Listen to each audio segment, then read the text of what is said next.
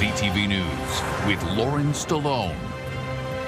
Good evening. Thank you for joining us. Just a few months ago, two friends from London purchased a lottery ticket from a local mini-mart. What they didn't know then was that their lives were about to change forever. Let me introduce you to Ontario's newest multi-millionaires, Greg and Chris from London. The pair immigrated from Europe to Canada in the 90s with the hope of a better life for their families. When I come to Canada, we start to work because we dream about house, we dream about cars, we dream about send the kids to school. Right now we can have a much better life. The friends made Canadian lottery history as the winners of the largest lottery prize payout. Because you played combination play for Lotto Max, you won the second prize on that draw. And here is a check for the second prize of over $400,000. Greg and Chris say they couldn't believe they won. My heart beat much faster. My wife was with me, and I said, probably we won 80 million. And I was very happy. That's the first I've seen that big money like that. The owner of Happy Days Mini Mart says the friends are regular customers, and while he's happy for them, it is business as usual for him. I was thrilled a few seconds, but after that, pretty much the same. I just focus on my daily routines. But for Greg and Chris, after years of hard work, life will never look the same again. I never miss a day in this 28 years. The retirement will be different now. There are growing concerns among the region's county wardens about proposed changes to local governance. Under a new provincial bill, wardens could be appointed instead of chosen by a council of elected representatives. Brian Bicknell reports. They're elected representatives who oversee maintenance of roadways, parks, garbage collection, and a host of services. Now, some are concerned democracy may be under threat when it comes to upper-tier governments or county councils. Considering that they're making decisions about local issues, that it should be local representation and not appointed by a body that's larger than ours. You know, with the elected warden via appointed warden, I think it could start a slippery slope maybe, but I think if the system is currently working, if it ain't broken, don't fix it, right? The Western Ontario Wardens Caucus is sounding the alarm over the province's Bill 100, the Better Regional Governance Act. Proposed changes would include provincially appointed wardens rather than wardens selected from within elected county councils. Municipal government in general works really well. If your garbage gets collected and the road gets plowed, you don't really care who does it. Caucus Chair, Oxford County Warden Marcus Ryan says local leadership matters, especially in rural areas. If Western Wardens Caucus is right, and that if some of the changes that could happen were negative, then I think residents would say, hey, how come I can't talk to somebody anymore that I used to be able to talk to, or how come I don't get to vote for that person? And I think that's the reason that we expressed the concern to the minister in the letter, is we think that this works. The concerns stem in part from proposed changes announced in Simcoe County earlier this month. Under the new bill, the province would shrink the size of that county council and appoint the next warden. The appointee would be given strong chair powers similar to strong mayor powers. The proposal also parallels the overhaul of education, where the province is considering changes that would reduce the powers of school board trustees. I think it's a great idea. The local public have no idea on what they're doing, especially with school trustees. So why not let the people that know what they're doing appoint the proper person? They don't know what they're talking about up there in Toronto. Let's have it for here, local. It should always be elected. The caucus says it's advocating for the province to ensure any reforms maintain locally elected leadership, recognize the difference between municipal structures, reflect rural and regional realities, and be developed in partnership with municipalities. Brian Bicknell, CTV News, Oxford County. Police have released new images as the search continues for the suspect accused in a fatal shooting in Sarnia earlier this month. Photos of Ki Yao Ado outline his visible tattoos. Police say he may be attempting to alter his appearance or clothing. Do is wanted on one charge of second-degree murder in the death of a 20-year-old man and 2 charges of attempted murder. Police were called to Lion's Den pub at Lambton College on April 10th to reports of gunfire after an altercation between 2 groups. Dane Nisbet was later pronounced dead as a result of his injuries. Anyone with information on Doe's whereabouts is asked to contact police.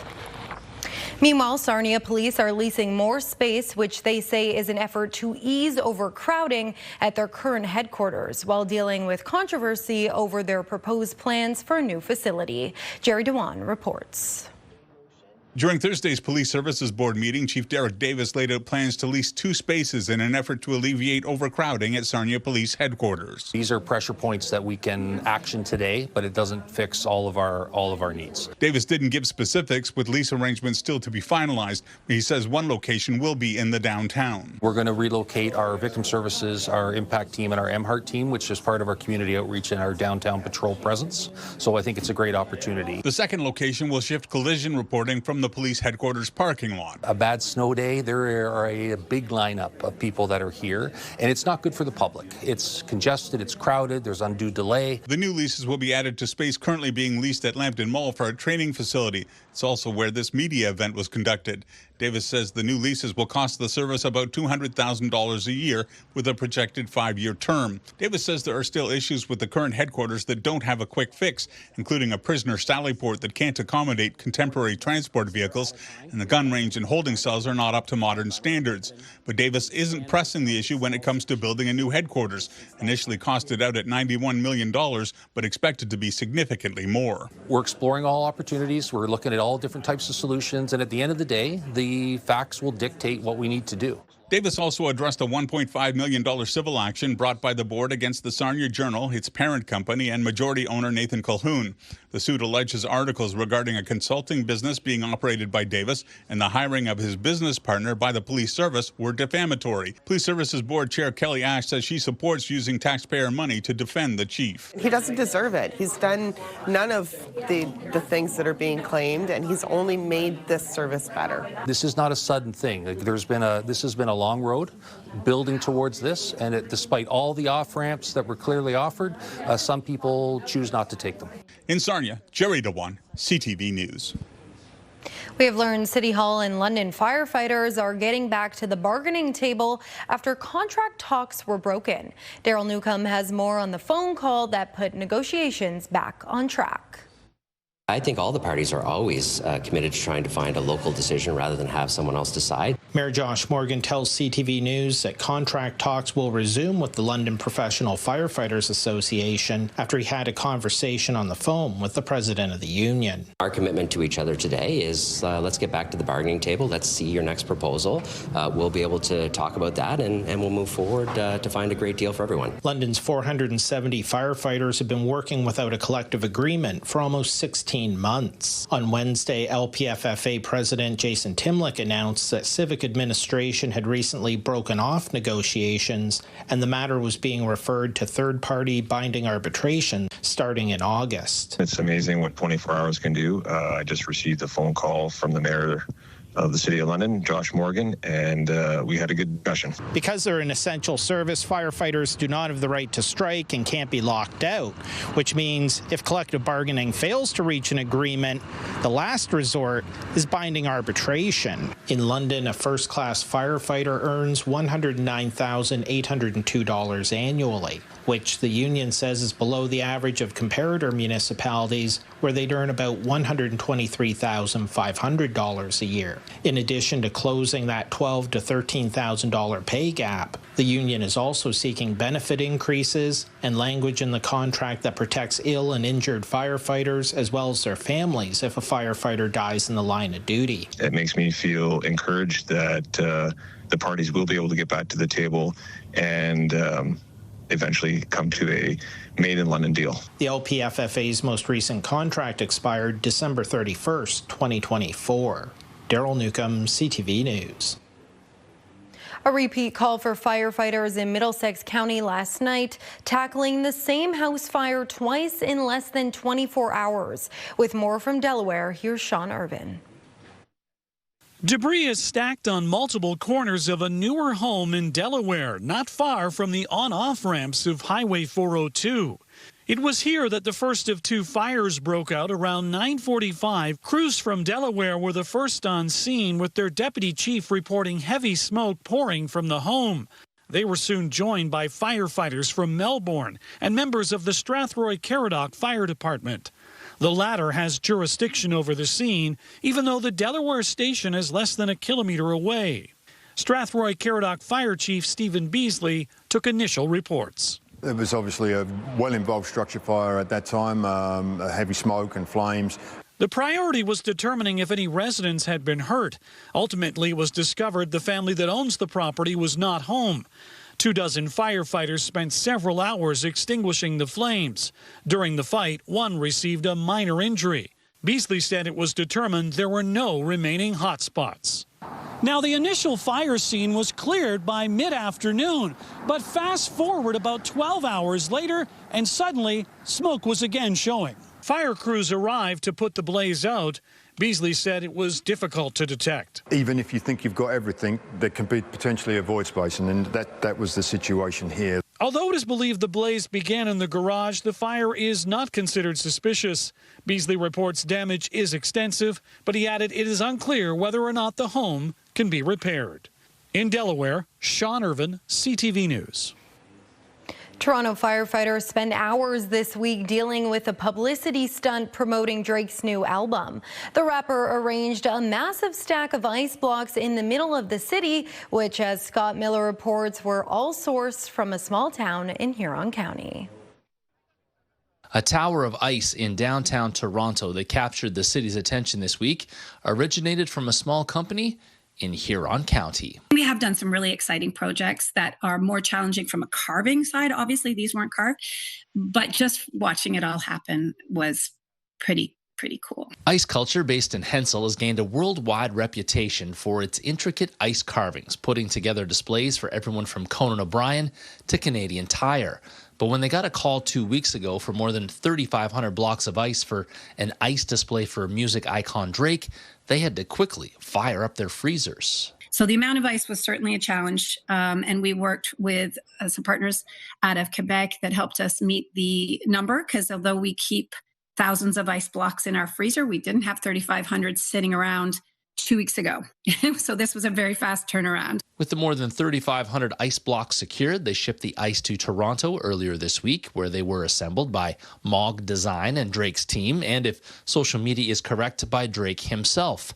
A 16 ice block high promotion for his upcoming album release, Iceman, with the release date hidden somewhere within the ice structure, which prompted some dangerous behavior and brought out the fire department to melt Ice Culture's ice before it's time. So it was disappointing to see it go so soon, but I certainly can't pretend to understand what they were faced with. So still, it was 48 hours of promotional success for Drake and Ice Culture, who have another famous client to add to their long list of international ice customers. This one was definitely up there, mostly because of Drake, obviously. The excitement around it, the resulting excitement around it was new. That was a new one, just to watch. In Hensel, Scott Miller, CTV News. Coming up, one less lonely town, how one business in Stratford is booming thanks to Bieber.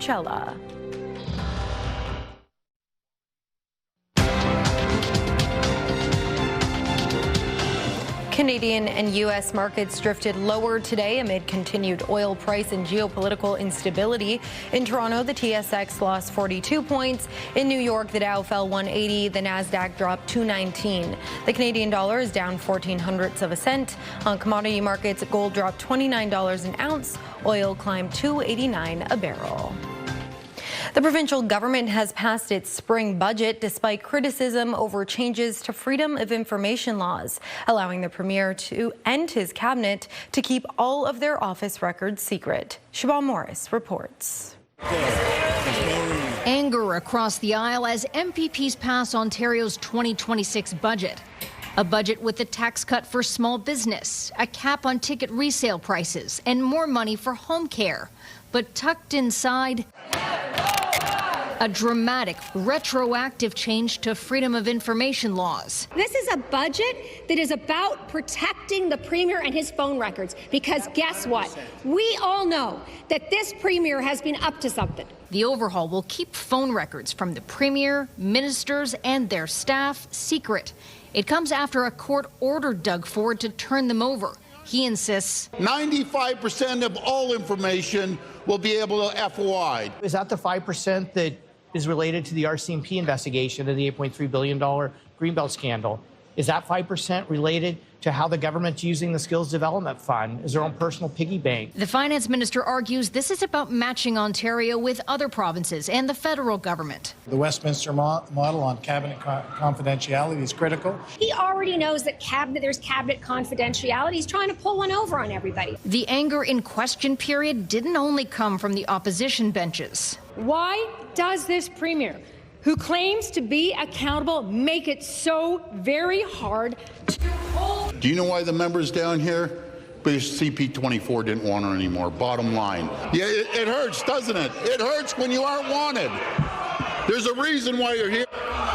An outburst that some opposition leaders think demands an apology. That is beneath the office of the Premier, an office that he's privileged to hold. I think it's just another example that the Premier's out of control. Siobhan Morris, CTV News. American authorities say they are considering new trade protections as talks heat up ahead of formal negotiations. The Prime Minister says he's ready to negotiate now, but also willing to wait. With more on where things stand at this point, here's Mike Lecouture. As this Ottawa pub prepared for a busy night of playoff hockey, the shutout of U.S. spirits has led to a run on Canadian alcohol. We really get asked more like about Niagara wines versus the Californias, and we get asked about the Canadian options for spirits as well. The decline in American booze sales is likely why U.S. trade officials continue to bring it up as an irritant. There may have to be an enforcement action to deal with this issue on wine and spirits in Canada. When pressed about that today, the Prime Minister pushed back. You know what's an irritant? 50% tariff on steel, 50% tariff on aluminum, 25% tariff on automobiles, all the tariffs on forest products. Those are more than irritant. And he insisted discussions with the Trump administration must be a two-way street. We're not sitting here taking notes, okay, and taking instruction from the United States. Appearing on CNN, Premier Doug Ford made no apologies for Ontario not stocking U.S. alcohol and Ontarians not vacationing in the U.S. It's unfortunate that Canadians are boycotting spending tens of billions of dollars in the U.S. This can come to a quick end. Everyone can thrive and prosper. While criticizing the Carney government for making concessions and not getting any in return, the Conservatives say it's time to hold firm. I don't think we should squander any more leverage after learning from Mr. Carney's mistakes. Polyev believes the focus should be on the 2.6 million Canadian jobs affected by the trade war. Canada's new ambassador to the U.S. told a parliamentary committee there are discussions about sectoral tariffs while also preparing for negotiations. We are ready, willing, and able to commence the review process, and we are in active dialogue to reduce the 232 tariffs that have been imposed on Canadian industry. Despite several questions from opposition MPs, the ambassador couldn't explain why talks have not started between Canada and the U.S. Meantime, the Americans and Mexicans are scheduled to start their negotiations at the end of May. Mike Lecouture, CTV News, Ottawa. Good evening. We could see a few light showers overnight and heading into Friday morning. Although by Friday afternoon, we're back into some sunshine. Thank you so much, Larissa, for this photo of Bella. If you're heading out for a walk in the morning, you might want to grab your umbrella. 9 degrees. The winds will be out of the east and sun rising just before 6:30. Stay with us. I'll have your local weather details coming up with a look ahead to the weekend. Julie is here now with your full weather forecast. Julie? We had a beautiful day. Thanks so much, Lauren. Absolutely spectacular spring weather. Warm 21 degrees this afternoon, coming well above a normal daytime high of 14. And even our overnight low last night coming in above. We do have a low pressure system on the move. Could generate some showers across the area overnight, although it won't be heavy. It's all in advance of this front. So this warm front's trying to lift into the region, and it could bring a few showers. Now, the forecast model's dicey in terms of rainfall, not really showing a whole lot, although the forecast is indicating we will see a little bit of rain. So as we head through the overnight, chance of showers first thing in the morning, and then by Friday afternoon, a nice mix of sun and cloud. There'll be some showers around as we head into a Friday night, Saturday morning, but then back to mainly cloudy on a Saturday, expecting a few breaks of sunshine, but not a washout. So the weekend is improving as we get closer. We are expecting some peaks of sunshine through the weekend, and Sunday's looking like a fairly pleasant day. Overnight, 8 degrees in London, 5 degrees in Wyerton, and 8 to 9 degrees near Lake Huron and Lake Erie. Waking up tomorrow morning to the chance of showers and then a mix of sun and cloud through the afternoon. Winds out of the east 20 with gusts to 40, and then Friday night likely another round of rainfall coming in, and that's as we head into Saturday morning as well. Then Saturday afternoon, just mainly cloudy. The greatest risk for showers will come first thing in the morning, and the showers look quite spotty. The main rain looks to arrive through the overnight period, so that's always a good timing wise. 10 degrees on Saturday, so cooler. 16 on Sunday under a mix of sun and cloud, and then cloudy on Monday, chance of showers Tuesday. But really what I want you to focus on in this forecast is the temperatures are averaging near to above normal, so that's a nice change. We don't see major roller coaster rides. We'll see a few dips here and there, but no big drop-offs. The overnight lows, as you can see, staying well above the freezing mark over the next 7. So some showers in Midwestern Ontario tomorrow morning. By the afternoon, Huron and Perth, you'll see a nice mix of sun and cloud. Grey Bruce as well. Saturday, mainly cloudy, spotty showers in the morning, but clearing by the afternoon. Still holding on to that cloud cover, but the rain clearing. And then a mix of sun and cloud on Sunday, and 15. If you've been hoping to get outside and do some yard cleanup or get some patio furniture out and tidy that up, Sunday will be a great day to do that. Chance of nighttime rain on Monday and showers back in the forecast on Tuesday. A typical spring forecast on the way over the next 7 days. We will see a few opportunities for some rainfall, but temperatures right around where we should be. Back to you. Thanks, Julie. Communities in Manitoba are monitoring an ever-changing water level situation. As Alex Karpa reports, they're hoping for the best while preparing for the worst. So this is the river here, how far it's risen. Water levels along the Icelandic River in Arborg, Manitoba have climbed steadily over the past few days, raising concerns for nearby homes. In 2022, it was probably another 1.5 feet higher, so we're hoping it doesn't get to that point. It's put the community north of Winnipeg on alert and scrambling to make thousands of sandbags. The concerns are if it does go up another foot or so, there will be houses that will be impacted. Crews in Arborg also worked overnight Wednesday to break up ice jams along the river. In nearby Riverton, similar scenes as crews carved out a path to keep water moving. From what we see forecasted, yes, there's a good potential that more water can come. And nobody wants to let their guard down. Across the Interlake region, overland flooding has shut down several roads.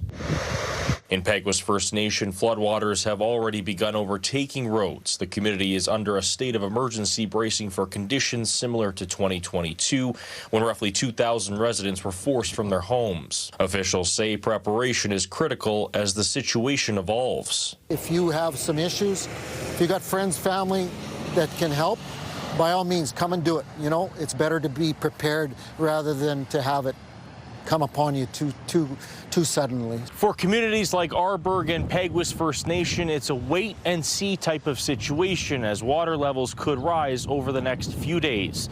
Alex Karpa, CTV News, Arborg, Manitoba.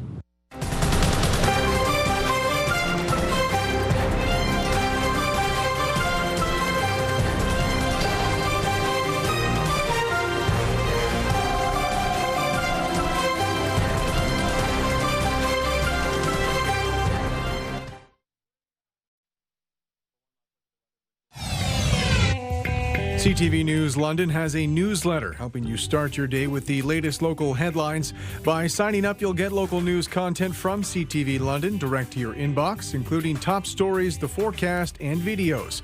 You can sign up at ctvnewslondon.ca. Stratford, Ontario has a case of Bieber fever following Justin Bieber's viral shows at the Coachella Music Festival. With more from the musician's hometown, here's Heather Senerin. Uh-oh, it's muted. 1 second.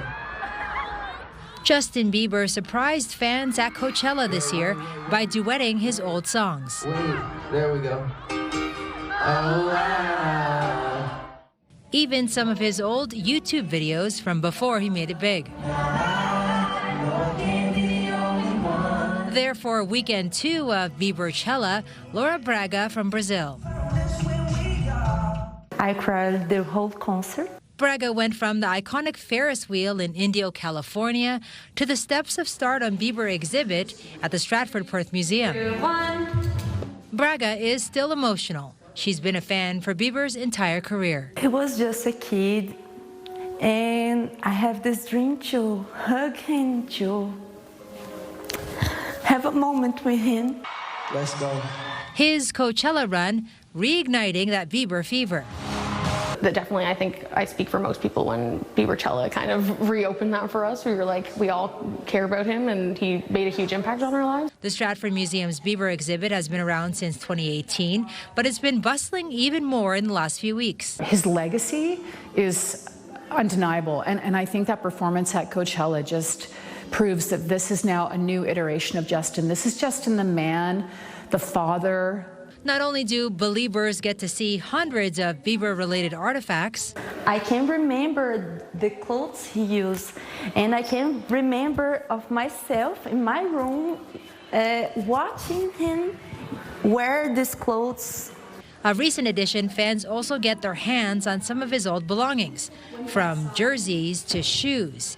And at the end of the tour, their Polaroid goes on the wall, a place where the Biebs himself signed. So his fans get to become part of living history, part of the exhibit, and he will come back one day, we hope, and he'll get to see that. Braga left her own mark on the wall, adding later that she'll never leave the Belieber fandom.